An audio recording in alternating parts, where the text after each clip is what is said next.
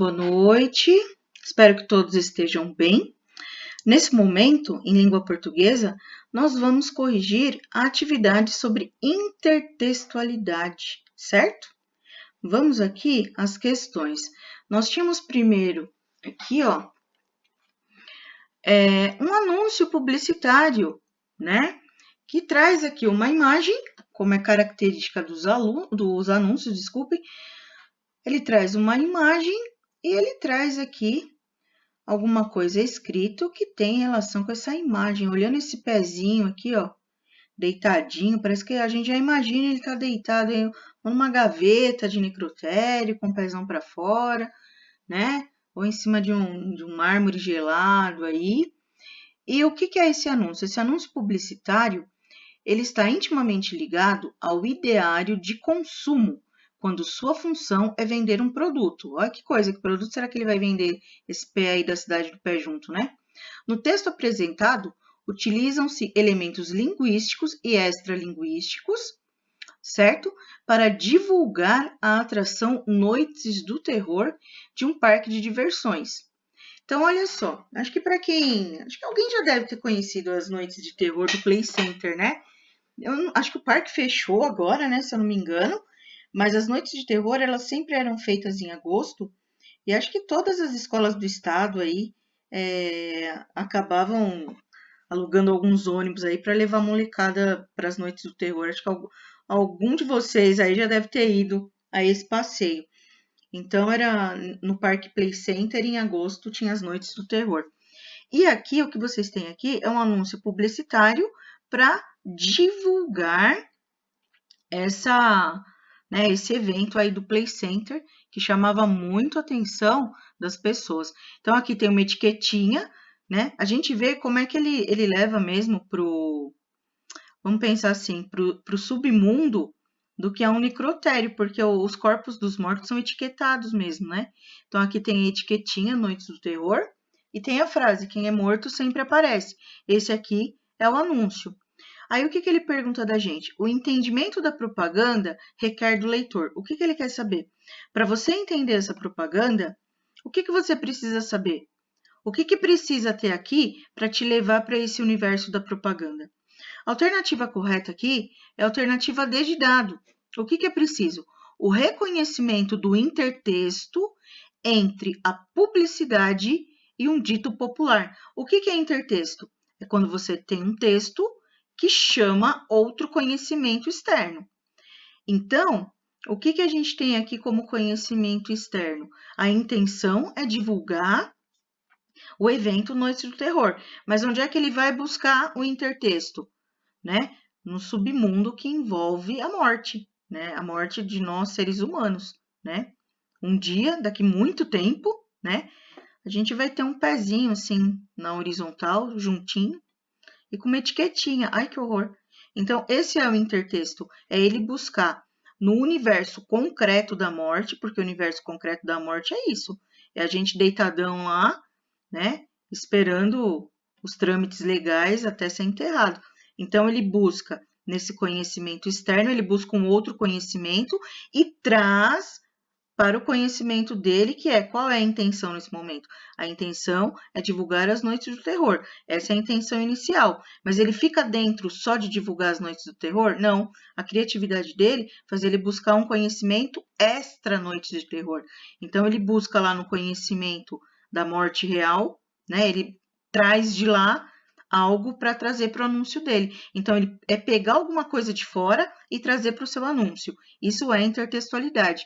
E o que responde a essa questão é a letra D, o reconhecimento do intertexto entre a publicidade e um dito popular. Qual é o dito popular? Quem é morto sempre aparece. Então, ele busca em outro, ele bebe em outra fonte para ajudar a compor, né, o anúncio publicitário, certo? Agora, a segunda é uma questão do Enem.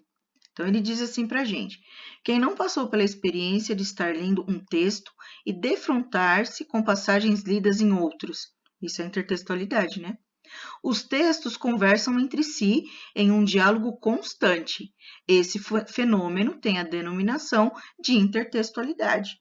Aí ele pede para a gente ler o texto 1 e o texto 2 para responder a questão. Então, ele diz assim: quando nasci, um anjo torto, desses que vivem na sombra, disse: vai, Carlos, ser goste na vida.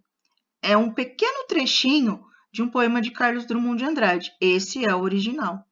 O texto 2, ele diz assim: quando nasci, veio um anjo safado, o chato de um querubim, e decretou que eu estava predestinado a ser errado assim.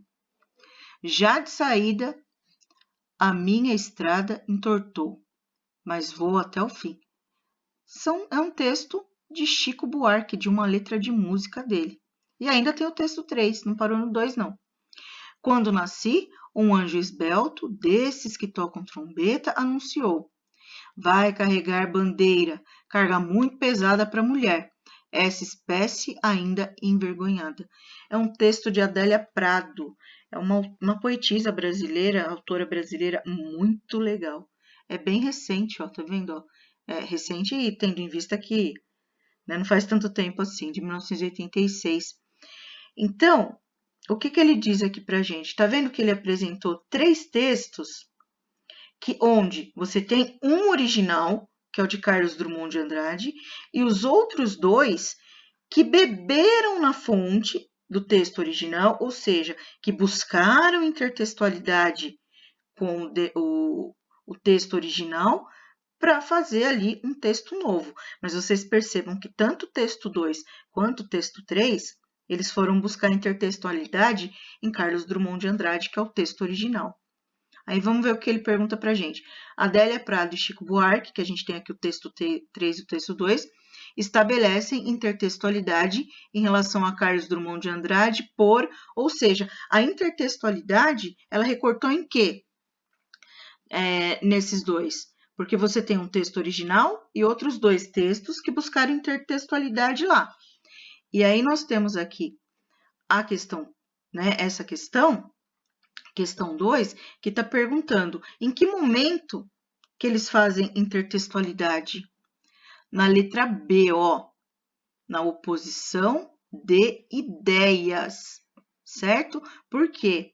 Porque se a gente analisar, ambos, texto 2 e texto 3, fizeram intertextualidade com esse, mas as ideias entre eles eram opostas, certo? As ideias em si eram opostas. Se você analisar a ideia de cada um deles, né, são ideias que entram em oposição, ou seja, bate na estrutura, o intertexto está lá, você percebe que eles beberam em Carlos Drummond de Andrade, mas as ideias entre eles, elas são distintas, elas são opostas. Então, aqui você tem a oposição de ideias, certo? Agora aqui, a 3. O que a gente tem a 3, ó? Nós temos aqui uma imagem, tá vendo? Lembra um quadro isso daqui. E o que ele diz aqui, né? Ele fala sobre o trânsito. Que trânsito, gente? Trânsito, carros, né? Na criação do texto, o chargista Iotti usa criativamente um intertexto. Os traços reconstroem uma cena, né, do que? De um quadro de Pablo Picasso. A gente sabe que Pablo Picasso é um pintor extremamente famoso, né? Pintor aí de ponta, com quadros estimados aí em sei lá em quantos milhões de dólares. E para construir um sentido, o cara foi lá e pegou, né, uma imagem aí que, né, se remete a um quadro de Picasso. Então, ele foi lá e buscou. E aí, o que ele fala assim? Um painel de Pablo Picasso que retrata os horrores e a destruição provocadas pelo bombardeio a uma pequena cidade na Espanha. Na charge, publicada no período de carnaval, recebe destaque a figura do carro, ó o carro aqui, ó, né? Na charge publicada no período de carnaval, recebe destaque a figura do carro, elemento introduzido por Iotti no intertexto. Além dessa figura, a linguagem verbal contribui para estabelecer um diálogo entre a obra de Picasso e a charge ao explorar o quê? Então, o que a gente tem? A gente tem, olha o intertexto aqui. Qual que é a intenção de quem fez essa charge? A intenção dele, né, é passar uma ideia, passar uma crítica no caso. Lembra quando, às vezes que nós já vimos charge em sala de aula, que eu dizia que toda charge é uma forma criativa e mal-humorada, e bem-humorada, desculpa, de apresentar uma crítica? Então, é o que tem aqui. A intenção é, por meio do intertexto, que toda charge tem intertexto, é apresentar uma crítica sob forma bem-humorada e criativa. Então, o que ele diz aqui? Que essa charge, ela buscou o intertexto em Picasso, ela buscou o intertexto de um carro, né, representando aqui a questão, né, do intertexto buscado longe, e também você tem aqui, ó, uma mensagem verbal, certo? E aí, o que a gente diz aqui? Ele quer saber que tudo isso foi feito para dizer o quê? Nessa questão aqui de número 3, que também foi do Enem. Essa questão número 3, nós temos aqui, ó, uma expressão polissêmica, um quadro dramático, remetente tanto à obra pictórica, que é a obra original lá do Picasso, ao contexto do trânsito brasileiro. Então, o que ele quer dizer? Que o trânsito brasileiro, ele é caótico, assim como era caótica, né, a pintura de Pablo Picasso. Por quê? Porque a pintura de Pablo Picasso, ela retrata os horrores e a destruição provocada por um bombardeio na cidade da Espanha, ou seja, ele retrata um caos. E quando você lê o que está aqui e você observa a representação desse carro, você chega à conclusão, o que é polissêmico? Ou seja, você tem várias vozes falando na mesma charge. A voz do Pablo Picasso, do quadro, a voz, né, do carro, da imagem do carro, e a voz das palavras que estão escritas do texto escrito. Isso se chama polissemia, porque você tem vários intertextos. Quando você tem vários intertextos falando, né, um determinado lugar, e esse lugar aqui é a charge, você tem uma expressão polissêmica, ou seja, você tem um quadro dramático, que é o quadro do Pablo Picasso, remetendo-se a outra questão dramática, que é o contexto do trânsito brasileiro. Por isso que a E aqui no caso é a resposta correta, certo? Agora aqui nós temos, para a questão 4, nós temos novamente dois textos para serem analisados. O texto 1 e o texto 2, aqui, ó. Texto 1. 6 estados eram a fila de espera para transplante de córnea. Olha o que está dizendo aqui. 6 estados brasileiros aproveitaram o aumento no número de doadores e de transplantes feitos no primeiro semestre de 2012 no país e entraram para uma lista privilegiada, a de não ter mais pacientes esperando por uma córnea. Até julho desse ano, Acre, Distrito Federal, Espírito Santo, Paraná, Rio Grande do Norte e São Paulo eliminaram a lista de espera no transplante de córneas, de acordo com o balanço divulgado pelo Ministério da Saúde, no Dia Nacional de Doação de Órgãos e Tecidos. Em 2011, só São Paulo e Rio Grande do Norte conseguiram zerar essa fila.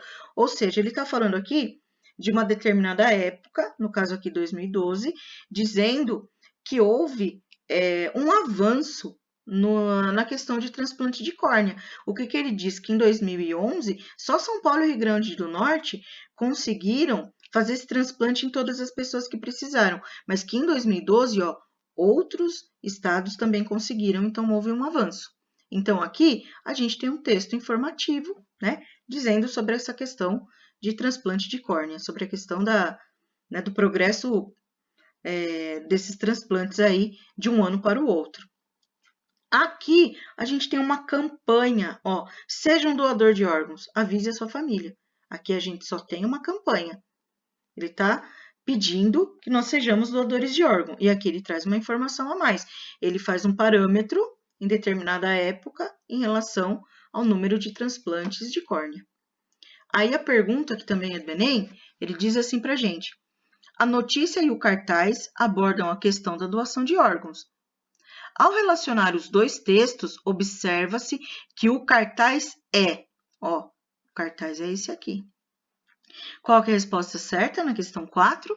A letra B. O cartaz ele é complementar, pois a notícia diz que a doação de órgãos cresceu e o cartaz solicita doações. Então, o cartaz é contraditório? Não, ele não é contraditório, ele não está falando o contrário. O cartaz é redundante? Está falando a mesma coisa? Não. O cartaz é indispensável, pois a notícia fica incompleta sem ele? Não. A notícia não ia ficar incompleta sem o cartaz. O cartaz é discordante, ele discorda da notícia? Ele também não discorda da notícia. Portanto, o cartaz ele é complementar, ele complementa a notícia, certo? Em relação à notícia, eu não posso dizer que ele é contraditório, porque ele não contradiz. Eu não posso dizer que ele é redundante, porque ele não repete a mesma coisa. Eu não posso dizer que ele é indispensável, por quê? Porque sem ele, a notícia também teria finalidade, a notícia não ia ficar incompleta, e ele não é discordante, porque ele não discorda da notícia. A única coisa que ele é aqui, dentre essas opções, ele é complementar. Ele complementa o assunto da notícia. Agora aqui, nessa questão, na questão 5, nós temos um texto que fala sobre o Estatuto do Idoso, que ele completou 15 anos em 2018, né? Só por uma informação inútil, eu revisei o Estatuto do Idoso, eu fui revisora do texto deles na época. Então, ele completou 15 anos em 2018, né? De Estatuto do Idoso, eu até entendo um pouco de tanto ter decorado, que eu fiquei tanto tempo naquele texto lá até ele ficar pronto. Enfim. E ele diz assim, que em 2018 completou 15 anos, mas só no primeiro semestre, o Disque 100, né, que é uma espécie de Disque Denúncia para esse tipo de crime, né, ele recebeu 16 mil denúncias de violação de direitos dos idosos no país. Olha que triste, né?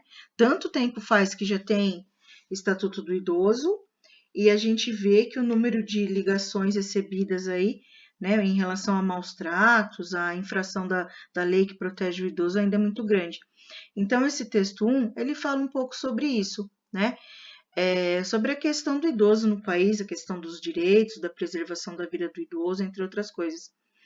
E o texto 2, ele também fala dos direitos do idoso, tá vendo? Ó, atendimento preferencial no SUS e por aí vai, né? Viagem gratuita em um ônibus, né, interestadual, que tem mesmo, mas é uma cota bem pequena, assim, né? A assistência de um salário mínimo, entre outras coisas. Então, aqui ele está falando dos direitos do idoso, dos idosos, do que eles têm por direito, e aqui esse texto, ele é um pouco mais, ele argumenta um pouco mais, porque ele fala que esses direitos dos idosos existem há tanto tempo, mas que as infrações, né, o não cumprimento, ele é muito grande, né, pelo número de denúncias que está aqui. Então, aqui ele diz sobre os direitos dos idosos, mas o texto ele está falando que isso daí não está sendo cumprido. É uma lei, né, sancionado em lei, mas cadê o cumprimento dela, né? E aí a 5, que também é uma questão do Enem, ela diz assim: na comparação entre os textos, conclui-se que as regras do Estatuto do Idoso, né, contrastam com as condições de vida proporcionadas pelo país. O que é contrastam? Entram em contradição. Então, olha a pergunta. Na comparação entre os dois textos, o que você conclui? Eu concluo que aqui, né, estão elencados os direitos dos idosos, mas esse primeiro texto aqui, ele diz que esses direitos não são respeitados. Então, o que está vendo aqui? Um contraste. O que é um contraste? Um oposto. O que diz aqui é o oposto do que acontece aqui. Aqui diz todos os direitos que o idoso tem. E aqui diz que esses direitos não são cumpridos. Então, o que esses dois textos são? O texto 1 e o texto 2? eles estão em contraste, eles estão em oposição, porque o que diz um é o contrário do que diz o outro. O que a gente pode chegar à conclusão? Que o que está na lei é uma coisa, mas o que acontece no país é outra. Então, eles contrastam com as condições de vida proporcionadas pelo país. Por quê? Porque o texto do Estatuto do Idoso é lindo, mas que situação o país promove para os idosos? Para os idosos, uma situação de completo abandono. Então, esses dois textos, eles são contrastantes. O que diz aqui não se comprova aqui. Aqui é a expectativa, aqui é a realidade. A expectativa é que todos os idosos fossem tratados com respeito e com boas condições de vida. E aqui está dizendo que não é isso que acontece. Por isso que a questão correta é a questão E, certo? Eu espero que todos vocês tenham compreendido essa correção e que, sobretudo, entendam que o intertexto ele é fator preponderante, né, no entendimento de anúncios publicitários, no entendimento de charge, no entendimento de toda mensagem que se queira passar com crítica fervorosa, toda mensagem que queira ser passada para reflexão da sociedade, tudo que quer chamar atenção, ele vai fazer o uso do intertexto. Por que Charge usa o intertexto? Porque o intertexto, ele ajuda a gente a entender a mensagem de uma maneira mais verídica, de uma maneira mais forte, de uma maneira mais concreta. Então, o intertexto é a criatividade de buscar em outro texto, né, um aliado para construir a mensagem real, certo? Eu espero que tenham compreendido e eu fico aqui à disposição para as dúvidas de vocês. Até mais, então.